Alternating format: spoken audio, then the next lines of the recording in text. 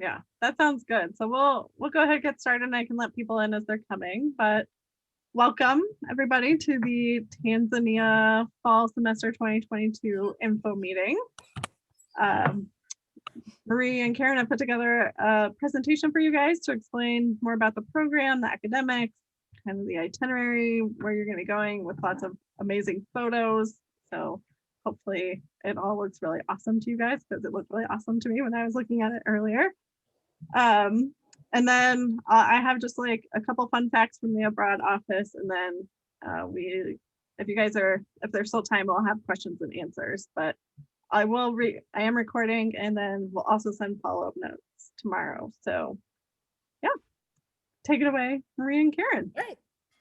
Hi, I'm Marie Farson, and I teach both earth science and engineering courses. So I don't know if I really know many of you from classes so far. I think, Amy, I met you Saturday, right? Or Sunday. But Yep. I haven't really met the rest of you. But that's who I am. Hi. My name is Karen Eckert, and like Marie is chair of the engineering department, I'm chair of the sustainability department. And I'm also the director of the Center for Sustainability. So I have a lot of operational duties at the college, energy and recycling and water and food and things like that. And I also run a nonprofit where for the last 30 years, I've been partnering with 45 countries in the Western Central Atlantic, looking at sustainable development solutions to the disappearance of migratory marine species. And so I've done a lot of traveling. I've never been to sub-Saharan Africa, but I'm a pretty experienced traveler. Marie is as well, and pretty used to looking at complex problems. So we feel like we're right in our element, sharing this experience with you in a year or so. We're super excited about heading to such an incredibly rich and diverse place as Tanzania. It's amazing. Yeah. Why don't we share pulled some pretty cool photos. We're excited to show you. Yeah. Why don't we share a slideshow for you guys with some information about what's coming? How about if I start at the first slide? That would be even better. There we go. In fact, if I pull this down, I can do it as a show from the beginning. All right. This abroad will have these 4 courses on it. The country study, so you'll get to learn all about Tanzania as a country, and including some Swahili language and other fun and interesting things there. Hey, Marie, can I interrupt just for a second? Do you guys see the whole screen? And do you see your pictures on top of the text? You can move your pictures around. Is that what it is? I've never seen my pictures actually on top of the slideshow. Yeah, you can hit the bar on the top and it'll hide them. Yeah, that's great. I just want to make sure that I was the only one doing that. Sorry. Yeah, no, that's good. Because yeah, there's a lot on this slide in the corners that we want to get. So the other 3 courses beside country studies together make up kind of the main thrust of the abroad. So it's all about studying Tanzania through the lens of the things that make it such a unique and incredible country, and how those relate to possibilities for its future in terms of meeting United Nations Sustainable Development Goals. It is listed as one of the United Nations least developed countries. That doesn't mean it's awful, dirty, and poverty-stricken, but it is least developed. But that doesn't mean they don't have incredible resources of ingenuity and opportunity and resources. So how they develop that is a pretty interesting thing to look at. So the courses will be the sustainable development in a least developed country, and then geology of rift zones, which is one of the things that makes Tanzania super unique. It's one of the only places on the earth where there is a spreading center where 2 plates are moving apart from each other in plate tectonics, which normally happens at seafloor spreading zones, but this is a spreading zone that's on land. It's one of the only places on earth where that happens. So there's this huge rift valley with a big sharp wall that you can actually go to on land and look at. And the presence of that rift valley there hugely impacts the land, the geology, and in turn, all of the resources and things that make that country so unique and change the way people interact with it in ways that are sustainable or not as sustainable.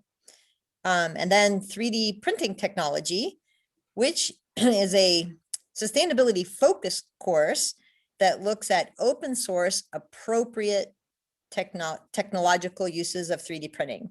So how to share 3D printing designs and materials that are locally sourced and can help solve local problems.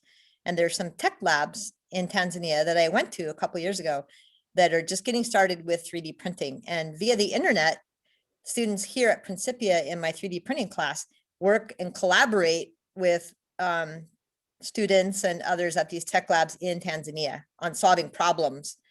So the Tanzanians need a fish hook removal tool, and the students here can help work on a design, collaborate and share via the internet, and then print them in the tech labs there. So it's really neat to see the ingenuity and advancements they're making in that area. So we will be going to a tech lab and sharing 3D printing with them. You guys will all learn how to build your own 3D printer from scratch and then build one for them while we're there, or help them build their own while we're there, and develop designs using it. So in case y'all were wondering where Tanzania is in Africa, it is along the eastern coast. It's right below the equator. So our summer is their winter, etc. It's so close to the equator, though, that the climate is generally pretty warm all the time year round. And we'll start our adventures in Tanzania in Dar es Salaam, which is not the capital. However, it is the biggest, most developed city there. And it's the one with the most international flights in and out. It's the way to get there, basically. So we'll fly into Dar es Salaam and start there. It's right on the shores of the Indian Ocean and has an amazing history as a trade route for Far East, the Arabs, Indians from India, Chinese. Everybody's gone through there and left their food and cooking habits behind. So it's culturally very rich food-wise, as well as language and religion and all kinds of other aspects. Karen, do you want to talk about Dar some? You're very well, I think one of the most interesting things about Dar to me from a sustainable development standpoint is that it's the largest city in East Africa. It's the 5th largest city on the continent and one of the fastest growing cities in the world. And so just the juxtaposition of what sustainable development looks like in a dense urban area compared to some of the sustainable development templates that we'll see in the interior of the country, where we'll be looking at things like sustainable tourism and other things that have a lot lower impact than a large city. And so that lens will shift, and it's one of the complexities of looking at sustainable development in any country, but it's even more interesting in a developing country where some of those decisions are still being made in terms of transportation priorities and energy, housing, equity, water, these kinds of things. So I'm really excited. I'm not a city girl, but I'm really excited about starting there and seeing what policies look like, what economic and trade and market realities look like, and then to compare that with slower moving rural areas. And so being in the city will be an important place to start. Also in the next slide, we talk a little bit about, there's a lot of ethnic groups, a lot of language and culture. And Bongo Flava is the most popular music. So I want you guys to look at Diamond Platinums on Spotify and sort of see what kind of music your peers are listening to in the country. And actually, it's pretty cool music. So that's the sort of thing we'll look at, architecture and fashion, the sort of thing we'll do before we start on our adventure across the country. The cool thing is right offshore from Dar es Salaam, for those of us who are not city people, is this amazing island of Zanzibar. This is the Indian Ocean with the white sand beaches. There's sea turtle sanctuary there, Jozani Forest with chimpanzees, Swahili fishing village where the women do seaweed harvesting as the main income and food source for the people who live there. And Zanzibar is also has world famous spice markets. It's a center for trade with all these people who have gone through that I was mentioning, the Chinese, the Indians, the Arabs. So they've developed an amazing crossroads there with spice markets and different foods, and amazing things. Also some really interesting history. One of the largest slave ports in the Indian Ocean. And then that may in fact be what, if you know anything about Zanzibar, that might be it. And so we'll be looking at a little bit of that history as well. And of course, we have a slave history in this country as well, and just sort of looking at what that means in terms of the development of a country to have that, that kind of labor as horrific as it was, and what role does that play in the country that we see in Tanzania today. And then heading inland a little bit to the west, there's one of the largest game reserves in Tanzania, Selous Game Reserve. It's one of the largest ones in the African continent, actually, in terms of square kilometers. And it has a lot of the terrain, all possible terrains within one game reserve. You know, Serengeti is all plains, but Selous includes forests and plains and mountains and woodlands, and has a wide variety of wildlife that you can find there. It's also a UNESCO World Heritage Site. Right next to Selous, which is on the Refugee River, is the refugee hydropower plant, which was the nation's attempt to develop some sustainable energy sources through hydroelectric power. That's a little bit, what do you call it? Not everybody's convinced it's a good idea. Some of the indigenous people who live there are kind of upset that it has destroyed their land and their lifestyle a bit, and changes the tourism in and out of Selous, which they're worried about. That's one of the main income for the whole country is tourism. But it does help in terms of energy independence, which the country really needs help with. So something to look at there, whether it's a dilemma, whether this is better for sustainability or better for keeping the land the way it was. And some of these are the biggest questions of your generation. I mean, without question, you should not be able to graduate with a college education without looking at some of these questions. These are huge and complex. And when you talk about lifting a country out of energy poverty and what that means if the dam is built in a World Heritage Site and a national reserve, a national park, how do you balance those things? And we'll have some great conversations with local experts about what that means. And then that's just a microcosm that these questions exist in the United States as well.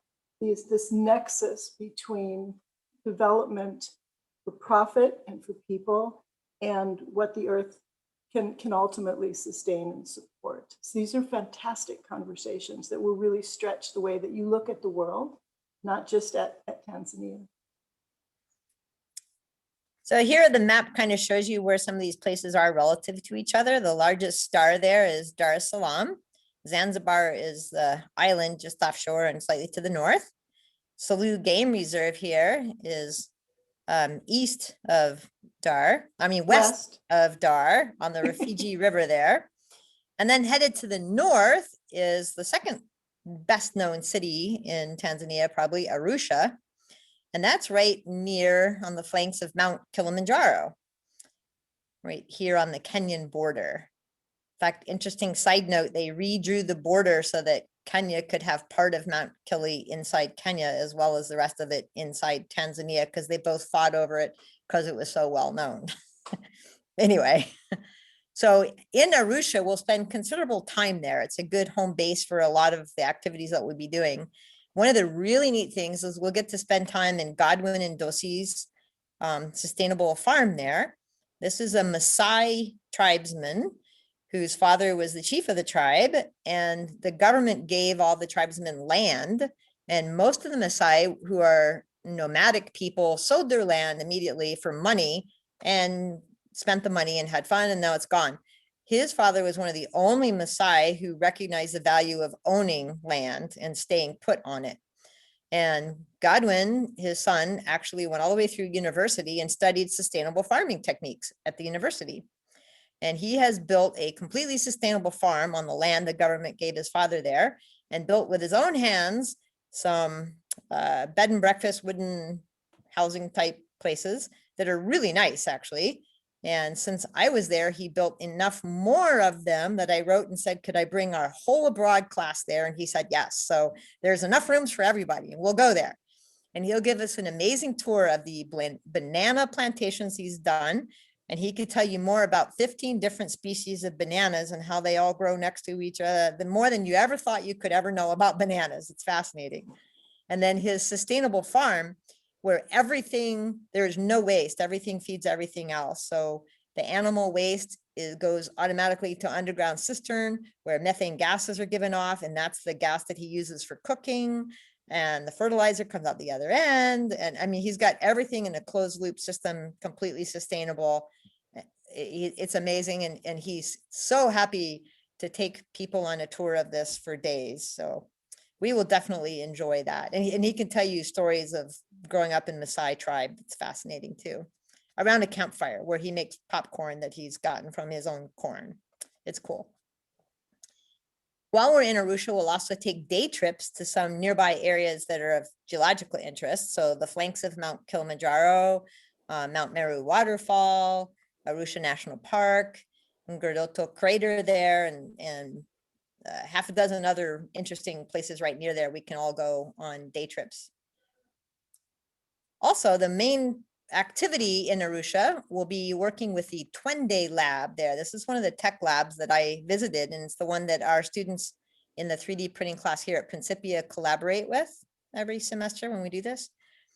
And we'll be working on a Jammy Tech program that they have that's like 6 to 8 week long, that they work in collaboration with university students from all over Europe or United States to collaborate on bigger service projects each year. So we'll be doing that, working on a service project and showing them how to build a sustainable 3D printer design that's open source, and how to design solutions to projects and problems on them. So even if you've never built a 3D printer, don't think of yourself as engineer type. I promise you, this is super easy. You will understand it and love it when we get into doing it. It's cool. The word Twende in Swahili means let's go. And it's super amazing to see what these entrepreneurs here at this tech center can develop, given almost no resources. They have a windmill to make electricity because the city doesn't run power out to where they are, right? So they have almost nothing, and yet they can innovate these amazing high-tech solutions to their problems. It's pretty humbling to see. Further afield from Arusha, we can hit some of the really amazing geology in Tanzania, like the East Africa Rift Valley. This is the continental rift I was telling you about. That's super unique, one of the only places in the world where there's continental rifting. And that Rift Valley has created rift lakes and calderas and a special type of carbonatite lava there that you don't find anywhere else in the world. And Ngorongoro crater, which is the largest intact volcanic crater in the world. And you can go down in the crater. It's a national park now with amazing wildlife to go on a safari inside the crater.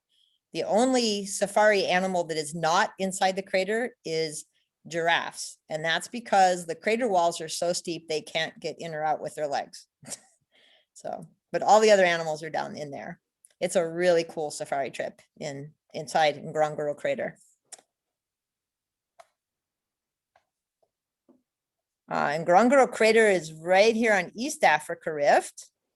There's also West Africa Rift. So the continental rifting starts up here in Sudan, in the Gulf of Afar region, and goes right down through Kenya, Sudan, Kenya, Tanzania, and out Mozambique on the south. But right around Kenya and Tanzania, it actually breaks into two rifts, east and west.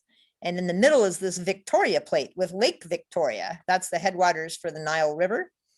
And that plate is actually slowly rotating in place because of the spreading on the other two rift valleys, which is kind of interesting. There's a lot that goes on that you can see visually when you're there because of the super unusual geology there. And we're arranging home visits with some of the indigenous groups that live around Tanzania that are so unique and distinct from each other, in large part due to the very unique and different environments in which they live in different parts of Tanzania. So along the coast, you have really different environment, different habits, different types of houses, different types of food sources than you do on the plains or you do on the slopes of Mount Kilimanjaro. So we'll get a chance to meet some of the different indigenous groups and have home visits with them, like the Hadzabe, the Shona, the Chaga, or Maasai.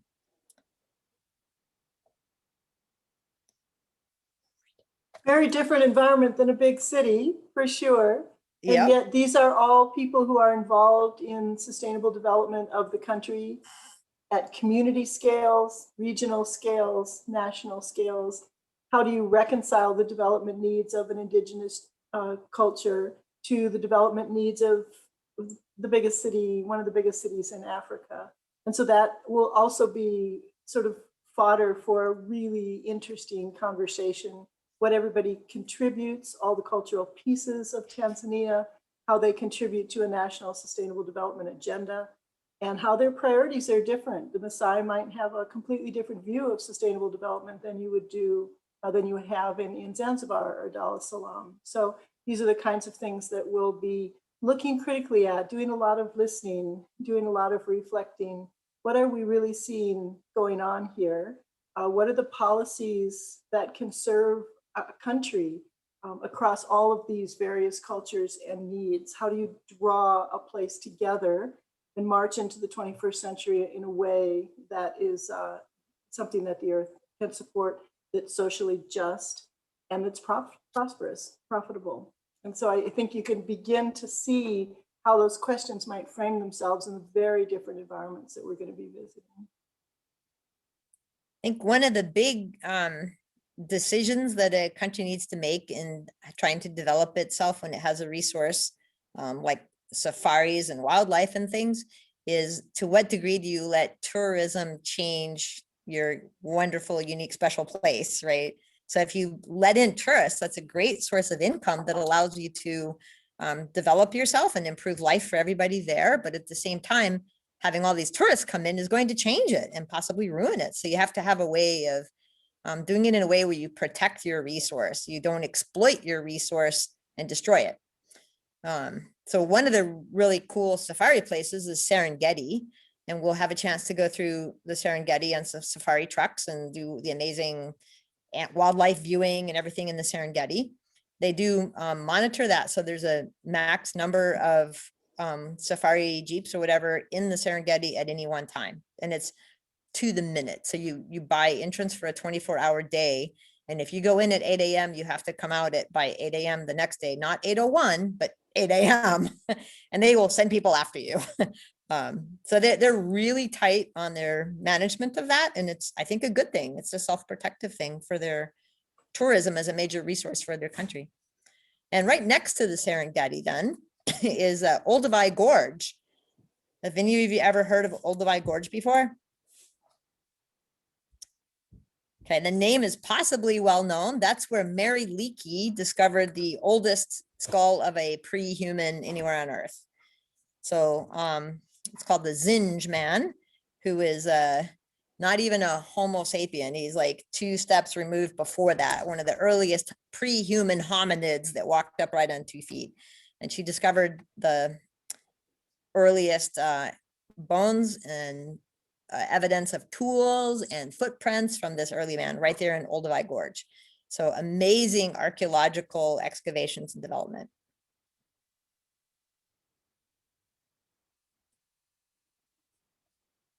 The last place we really hope to get to is on the far west side of Tanzania in Kigoma, which is on the shores of Tanganyika Lake, which is a lake that runs right down the Western Rift Valley, which is actually quite different looking than the Eastern Rift Valley. If you guys have ever heard Heart of Africa, that book or whatever, and they have the boat that goes on like the long couple days trip up and down Tanganyika, that boat still runs and you can still do that. It's like $20 to get on for a 3-day boat ride down Lake Tanganyika. It's amazing. Also right there in Kigoma, right, is next to the Gombe National Park, which is where Jane Goodall did her research there on chimpanzees. And they have a whole lot of sustainable focus in Kigoma. There's some United Nations refugee camps there, and they have sustainable farming, sustainable coffee growing, sustainable bee husbandry, beekeeping. There's a focus on sustainable activities there in Kigoma. So we're really hoping to get there. And if we do, we want to stay at this Jane Goodall Institute, which has like B&B type housing. And when you stay there, the money that you pay to stay there helps with children and orphans from the refugee camps. So that's so just we wanted to wrap up by saying that one of the analytical lenses that we'll use throughout the trip is there are 17 of the UN Sustainable Development Goals, and each student will choose one based on your interest: poverty, energy, biodiversity, gender, education, whatever it might be, and use that as a lens, really dive deep into that aspect, that slice of sustainable development, and share with your peers as we go along how that lens changes depending on where we are. And with each of us choosing one of those, we'll get this mosaic of a conversation that will keep going and add continuity to the abroad all the way through. So it's 7:30. I think, Allison, you wanted to end up with, well, I guess we have a summary slide here, this little question mark up to the west. Yeah, this just shows where Kigoma is here on the far west side. So from Arusha, there's a Serengeti and Olduvai Gorge. And then we would have to return to Dar and maybe fly over to Kigoma and back. So. And so this is just, as that said, I think you guys, we can make the slideshow available to you too. These are the biggest questions, the biggest conversation you'll ever have is sustainable development. And we just think this is a really, really interesting platform on which to have it. We hope you agree. Yeah. And Emily, I have just a few kind of helpful hints from the abroad office about applying for the program. And that's just thinking through some of the logistical things. And if you are interested, you should definitely have a passport and make sure that it's valid 6 months out from when the program would return. And so that's by, I would say, at least valid through May 2023.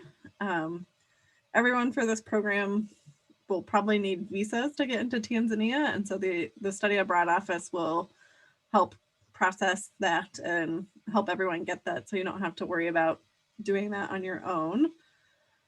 For the cost of this program, it's a full semester study abroad program. And so it's the normal semester tuition, room and board that you would pay if you were here on campus. And then the added cost is a $500 fee and then airfare to get to Tanzania. And we have kind of a price guarantee of students will only pay up to $1,500. If for some reason tickets were more expensive than that, we would help cover that extra cost. And so if you are receiving financial aid, whatever award you get for the 2022-23 academic year would cover your tuition, room and board, but not the flight or the fee. And then just, this is just a heads up for students who are accepted into the program. There is certain health information that we collect from all the participants, just so that we can make sure that we're meeting students where they are and are being the best accommodators as we can of what those needs might be, and that we would be able to accommodate those needs in Tanzania for 8 weeks. And so part of that is right now just the big picture world of the COVID vaccine, and Principia supports treatment choice. And so as part of Principia, the study abroad office also supports that, but at some point it could become a requirement for international travel. And if it were to become a requirement, we would make it a requirement as part of this program. But knowing that we might have some people who are and some people who aren't, we collect that information just so that we can make the best logistical arrangements for supporting that. And then last thing that I'll talk about is just the applications. We have an online application and it's due week 4 next semester. So you have the summer to perfect your essay questions, the answers to the essay questions, and I recommend setting up in a meeting with your advisor just to look at the courses that are offered on this program and to see how they fit in your academic plan, because there are two ladders, like 2 GESLs that you would get from this program. And then if you are a sustainability major or minor, seeing how those courses would fit into that. And like I said, there are essay questions, so starting to think about those. And then applications are due week 4, weeks 5, 6, 7. You'll interview with Karen and Marie and a program resident counselor. And then after that, Marie and Karen will make decisions about who they're going to select for the program. And then we send those out Friday of week 8. So that just wanting to give you kind of a sense of the timeline for the application process. Well, thanks, Allison. Yeah. You have any questions, Emily? Does Does it it look like sound fun? good? It sounds really fun. Yeah. Cool. So Amelie, do you have just a German passport or do you have a dual citizenship? I only have a German passport. I don't know really what the visa requirements would be for all of that. But we, Yeah, I would, no I would help worries, you we'll figure it out. Yeah. But I do have the vaccine. Oh, good. Fully vaccinated. So Yeah, let's like check the box and that way we don't get tripped up on it. Yeah. Well, so the hymn sing started 3 minutes ago. So if you don't have any more questions, Amelie, I think we already lost the other two to go on to other things. Mhm. So we maybe wrap it up. Yeah. Thanks for coming. Yeah, thanks, Emily. It's good to meet you. thank you.